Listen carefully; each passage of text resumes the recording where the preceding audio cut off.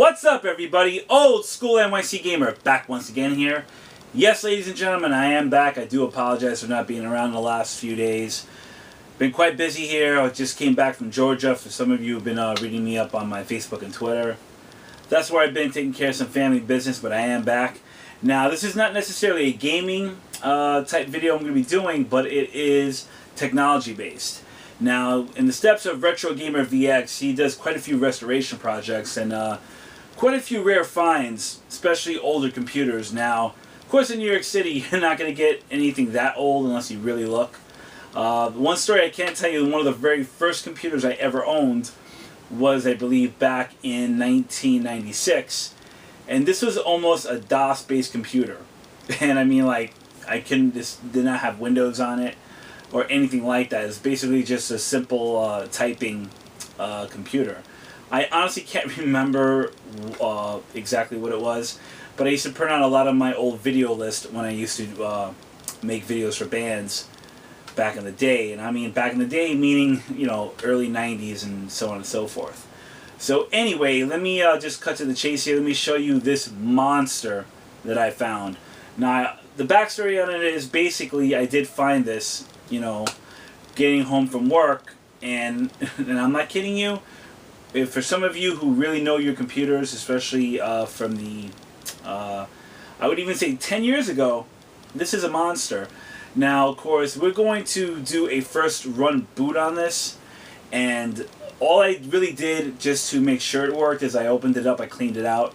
It had almost about 1/4 of an inch of dust and all kinds of disgusting stuff in it. I try to clean it out as best I can, so I'm going to show you what this is all about. We're going to turn it on for the first time and see what we can do with it, and we'll be right back. So you got to be asking yourself, what computer did I find this time? Well, ladies and gentlemen, I can tell you this. It definitely did weigh a hell of a lot heavier than that Power Mac G5 that I found a couple of months ago. This was even heavier, and the fact that I actually carried this all through the subway back to my apartment was an accomplishment within itself. And once again, I'll let you know right now, it was a bitch to bring back, but I definitely wanted to show you guys and gals this. So, without any further ado, this is the first hint right here.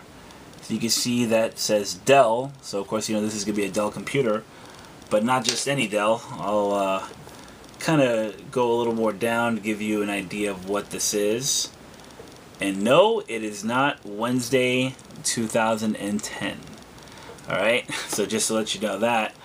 But I will take this off here real quick just to give you a little bit better of an idea which computer this is. This is the Dell PowerEdge 1800. That's right, people, and this is actually an Intel Xeon processor. Whew. And ladies and gentlemen, I am not kidding you, if this will freaking focus. This computer was quite the hassle to get home. If you can see right here, you could tell how, you know, how long it is and how tall this thing is. I mean, it's a freaking beast. I'll give you some of the quick, you know, stuff on this. Actually, this computer did come out to the general public in October of 2004. So this is almost a 10-year-old networking computer. This is, you know, for networking for a lot of people who don't know, you know, what the hell I'm talking about. Now, of course, this key right here basically unlocks the door, the side door, for you to access the computer. I found 2 of these, like I said, behind this computer when I found it. It was outside a dental office, of all places. Not too far from my job on my way home, so I just grabbed it. I mean, this thing tells you, like, this is a freaking long beast. Like, yeah, that tells you, and I have to go this far back to show you. Let's just show you what the back looks like real quick here. I'm going to use a little flashlight here. It does take, you know, your standard PS2 keyboard and mouse, and of course here you got for your monitor, printer, and of course here you got only two USB ports with your LAN, and I believe this is for the wireless connector here. I'm not too sure. I have to read up a little bit more on this, and you can see the monstrous fan on here. Some of the remnants of the you know, stuff I had to clean out for this a while back. There's not really too much you could do. Of course, like I said, there's about 6 PCI ports right there.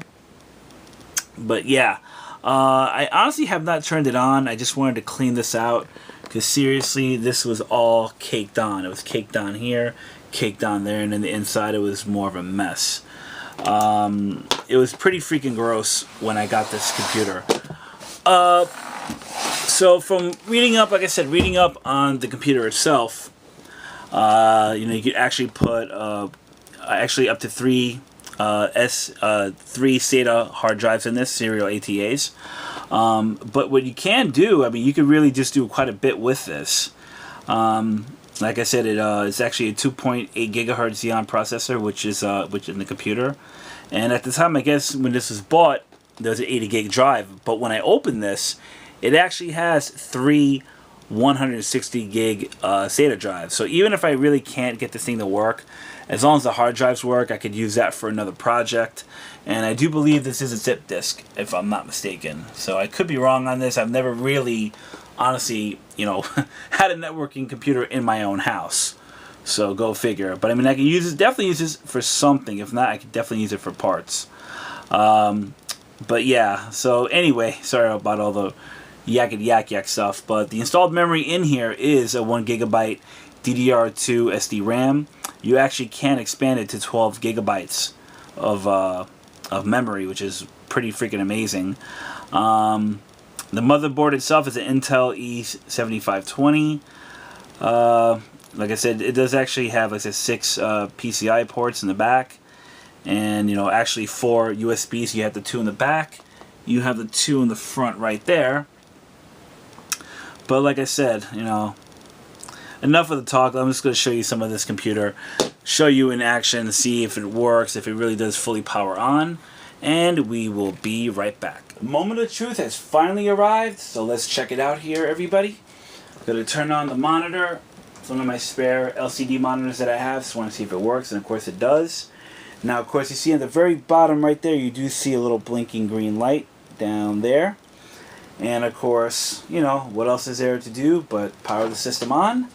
So let me just get down here and turn it on and see what happens. So we're getting a bunch of lights, and that's a good sign. And wow, that thing is freaking loud. Now we see the monitor right there. There's the Dell PowerEdge 1800, BIOS revision A06. And of course you can see right there, you can see with the F2, you get to set up your F10, and you got the F12 PXC boot, which for me is actually, you know, slightly fascinating, because I've never honestly, you know, had a networking computer, you know, especially within my own possession. So it's actually, you know, quite rare and fascinating to me. I might have to do a jump cut here, because I'm just noticing now that this is going to take quite a while to boot compared to, you know, your random, you know, Windows PC. And this does run on Windows XP, I believe. I just forgot which version. Now you can see right there, there's the 280 gigahertz processors. The processor bus, you can see all the information right there. Now it's like searching for the device, for the utilities, all that other good stuff.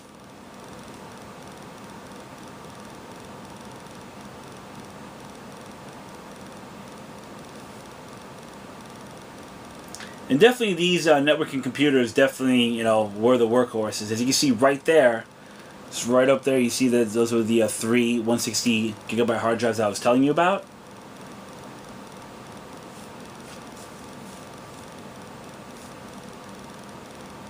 And you can see right there, hopefully you can see that a little better, people. That is the Windows Server 2003. And that was available, like I said, when this computer came out back in October 2004.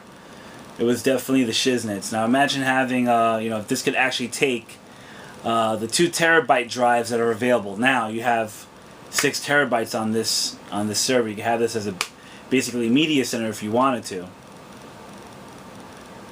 Now you can see, I don't know if you can see it that well, basically it's telling me the Windows is starting up. So I don't know how long this the boot up will take. So like I said, if there's a jump cut, I'll let you know.